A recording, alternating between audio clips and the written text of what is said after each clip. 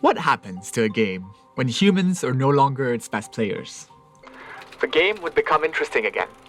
That was the New York Times conclusion when chess became the domain of computers in 1997. But we're not here to talk about ancient history. We're here to talk about Go. Go is a two-player game, much like chess, where players place pieces on a board. It was thought to be one of the last games that humans could still beat computers at. Given the fact that I'm talking about it here, you can probably guess that's no longer the case.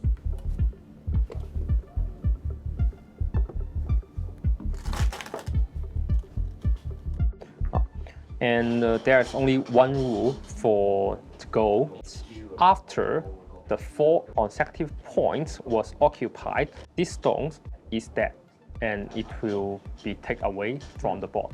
These simple rules don't make it easy though. There's so many scenarios in Go, like 10 to the power 81. That's actually the amount of atoms in the universe, and Go has so many combinations that even that number looks small in comparison.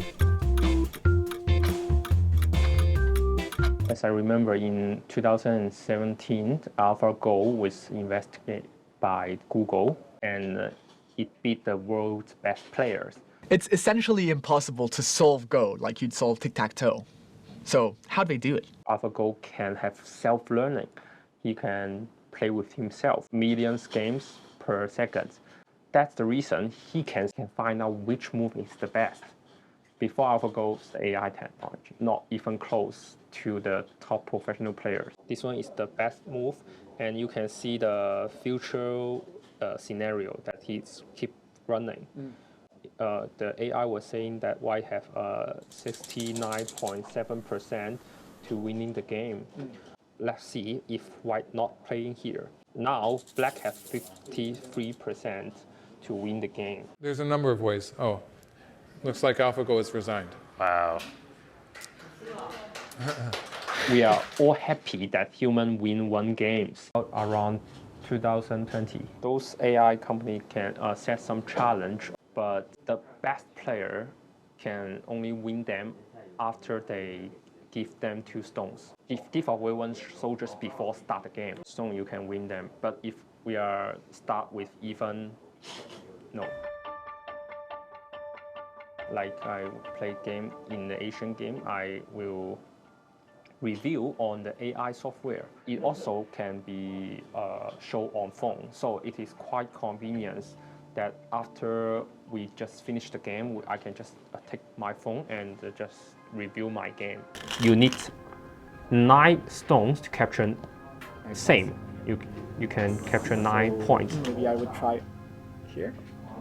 Oh, that is the best move. Perfect. Yeah, that is the best move. Okay, you learn this one. It is cheaper if you're reviewing on the AI software.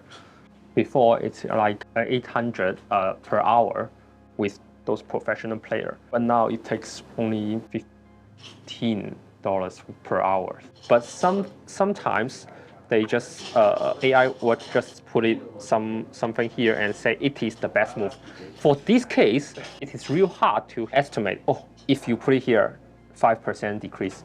Here, 10%, something like this. But so many places you can place here that you have the same purpose. Maybe one day you'll be able to understand why If I can understand, maybe I will become the best player. Yeah, but we cannot understand sometimes the AI move, and for the development, if he can explain, that will be amazing. The New York Times prediction did mostly come true. Pro chess today makes use of strategies and tools that 90s grandmasters would never have dreamt of. That's also mostly the case with Go. And I think with the AI, the distance between the professional player and the amateur player will be much closer. For example, the professional player, they will play with professional players, so they got a much better environmental, improve their skill. But now we all have AI, so the distance will be shortened. But for chess, like with Go, AI tools have meant that cheaters are now in the midst. It's a scandal rocking the chess world. I feel more comfortable when I play face-to-face because you never know the opponents online. If they use AI, I cannot beat them. Cheating did not happen in professional match, but it happened in some amateur game.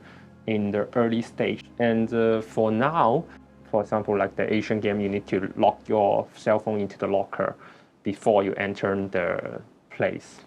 There's sometimes if one player was playing too good in the professional game, although we know that he cannot cheat because there are no cell phone can be bring, but we will say, oh, he just play like AI.